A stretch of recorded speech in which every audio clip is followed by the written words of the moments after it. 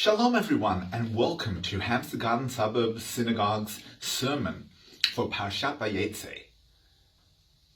Earlier this week, on BBC's Masterchef, The Professionals, the show began with the following segment has been edited. Instead of 4 contestants, we will only have 3 contestants, as one has been edited out. Now social media lit up wondering what happened to that 4th contestant. Had some criminal activity occurred? Maybe they'd said or done something inappropriate in the program. Maybe they had coronavirus and had to isolate. What happened, and why will the BBC not tell us the nature of the issue? In Parshat Vayetzei, we encounter Jacob, who has just escaped from the clutches of his brother Esau, wanting to kill him. He now enters from the fry pan into the fire of Laban, who tries to diddle him out of everything in his life, his finances, his marriage partners.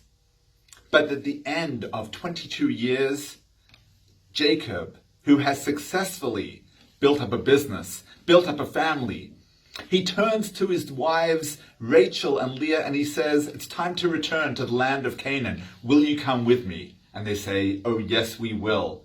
So gather your belongings, gather the children, and we will escape while your father is not watching." They do that. But at the 11th hour, Rachel sneaks into Laban's quarters and steals his trafim, his idols. Off they go. And it takes Laban a couple of days until he realizes that they're missing. He pursues them, finally arriving saying, "Why did you disappear without telling me? I would have sent you off with a massive party." "Yeah, right. And why did you take my trafim, my idols?" Jacob says, "I didn't take your idols." "Well, somebody's taken my idols." "Well, if you can find the person here who's taken your idols, be my guest. Take it.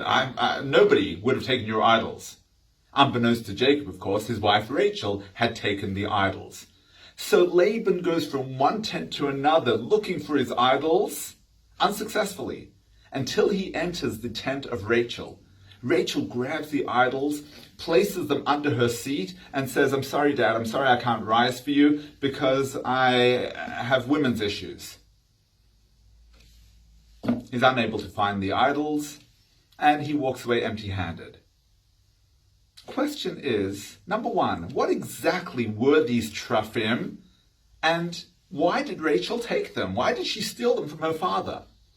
I want to give you a number of reasons. Number 1, we have Rashi, 11th century France, who says that the reason she took her father's idols is because she wanted to stop him worshipping idols.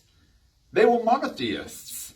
Here, Jacob had tried for 22 years to educate Laban's family in monotheism, and finally, when education failed, she says, "Well, at least let me take away those idols, the temptation from him, and he might start worshipping the one God."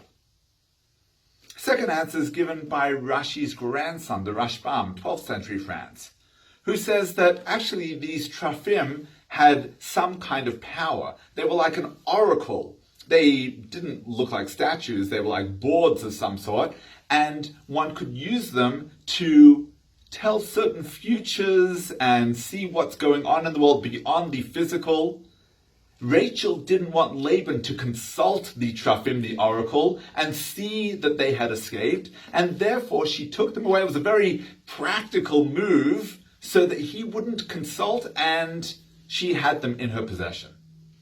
But when I say in her possession, both of those answers are really problematic, because why did she need them herself? She could have simply taken the trafim, whether they were idols or a crystal ball, and destroyed them. Why did she hang on to them?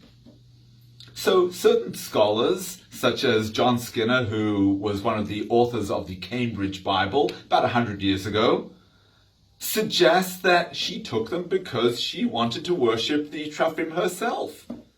They go so far as to suggest that maybe she was hedging her bets. There was Jacob's God, and if that didn't work out, then there was always the trafim belonging to her father that could be worshipped, that might be the right God. Now, I'll tell you why that's not the case. It might sound cogent with a simple reading of the text, but it's not really. And the text itself, our sages tell us, and our sages have already dealt with this issue hundreds of years ago, the text itself makes it clear that Rachel had no intention of worshipping the Teraphim, of idolizing the Teraphim. Why? What does she do with them? She goes and sits on them. The ultimate act of defiance, of irreverence. She has no respect for these Teraphim. The fact that she's willing to sit on them shows that she disrespects them. So what were these Teraphim? What was the purpose? I believe, friends, that the Teraphim comes from the word trophies. If trophies itself is an old Latin word coming from ancient Greek, and maybe it originated in the Hebrew, the Teraphim, she took trophies of their escape. Why do people take trophies? Well, trophies show victory. But even when one is engaged in a crime of sorts, she stole the trophies. We know that serial killers, lahavdil elef havdalos, to make a huge distinction, they often take trophies, whether it's pictures, whether it's items belonging to the people that they've murdered. Why do they take trophies? Well, criminal psychologists say the reason is power. They want to be able to demonstrate and remind themselves that they are powerful, that they're in control of the feats that they've managed to sustain, to commit, and be constantly reminded of how powerful they are. And I believe perhaps that was the trophy idea that Rachel wanted. She had grown up in the house of this idolater of Laban, and now she takes these trophies as the ultimate act of defiance, of power, by sitting on them, by showing, I haven't committed any crime, but I'm escaping the clutches of the criminal. Not enough for her, though. Power meant demonstrating that she didn't run away because she was forced to. She chose to leave Laban, and she had the trophy, the power memento to remind herself throughout her life. We all have challenges in our lives that we need to overcome. You could erase them from your memory, but that never really happens. Somehow it's somewhere still there, etched on your soul.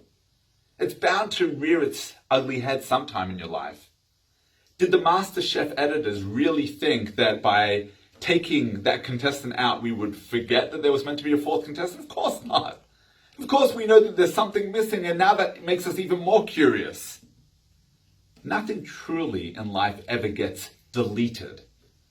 So when you have challenges in your life, don't try to erase them from your consciousness. It doesn't work. Instead, you have to show your demons who's boss. You have to show that you are in power over those teraphim, those trophies. Alcoholics Anonymous, AA, does this with medals, so that every year that you've been sober, you have a medal that says, I've been sober for 1 year, 2 years, 3 years, and you're able to show people. Now, it's a little embarrassing, isn't it? To say, well, I used to be a drunk, I used to be an alcoholic, I couldn't discipline myself. No. By owning the narrative and saying, yes, that might have been me, but now I'm in control. I have the power. I have the trophies to show. You've conquered your demons. The natural tendency is to hide those demons, but they'll just come back to haunt you and overpower. But as long as you're prepared to display those medals, those trophies, you remain the victor. You retain the power over the demons. You showed that you could beat them. And in other aspects of our lives that you've been victorious. Maybe you didn't have a strong Jewish education, and later in life you did your first Haftarah. Carry that Haftarah in your pocket, maybe a smaller version, to be able to remind yourself that learning never ends. It doesn't end with your bar mitzvah. You were bar mitzvahed in the past tense. No, you're constantly committed to growing, to beating that system that maybe under-educated you as a Jew. You will be victorious. Maybe you had a health scare in your life.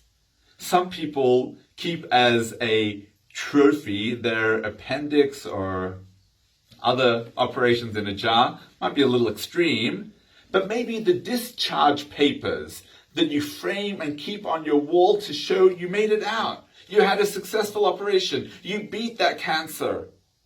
And so next time when the health scares happen, you look at the papers on the wall and you say, you know what? I'm not going to be scared. I was victorious, I overcame last time. This time I'm going to have the faith that we can win this one once again. Maybe it was a work big break that you were plodding along in your job until one day that big break came. That letter, frame it, to remind yourself that constantly when work gets you down, things will get better. You will overcome. You will be powerful. Don't erase the challenges in your life. Own them, just like Rachel. Wear them with pride. You are powerful and you can overcome any challenge. May you display your trophies for the world to see. Shabbat Shalom.